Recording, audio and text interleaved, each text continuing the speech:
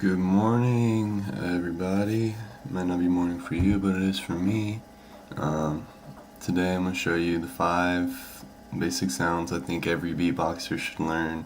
So if you're a beginner, then this is the right video for you, and yeah, so let's get started. The first 3 kind of go together pretty well. It's the BTKs, or if you've heard boots and cats. So the boots and cats thing is boots and cats and boots and cats and. But when that translates to beatboxing, it's BTK. Alright, so show you those sounds really quick. The B is called a kick, and the way you do that is like, I don't know a better way to put it other than it's like, it's just the B sound, but you put a lot of pressure like right in the middle of your lips, and you get that sound. And if at first it just sounds weak, who cares? Just keep doing it while it sounds weak, and just practice on getting more pressure on it and making it sound pretty crisp. But if at first you just go, that's okay, because everyone has to start somewhere. It's where I started. So the second sound is the hi-hat, and this one's really easy. If you can do, T, T, T, it's just that very first sound when you say the letter T. T. You just focus on making it really short and concise. Ooh, my toaster cereal's already. Yeah. And then that third sound, the K, and these are all 3 sounds that we use in the English alphabet, so they shouldn't be too difficult. Making them crisp and clean might be a little hard, just practice and time. K is just cook, K.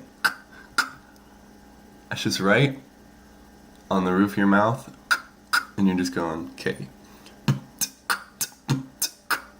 Alright, and then there's 2 more sounds which I think every beatboxer should learn, and that's one of them is the PF snare, and the other one's the inward K snare. So the PF snare, I think this is the best way to explain it. So you do that kick that we talked about earlier, and then if you can go, you combine those 2 things together in series. So kick, F.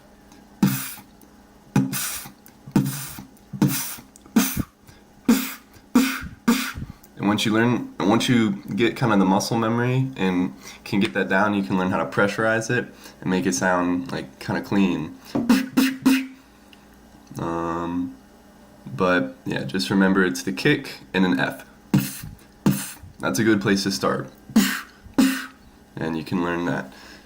Sorry for repeating myself. Lastly, inward K snare. This one is a little more difficult, but extremely useful because all those other sounds are outward.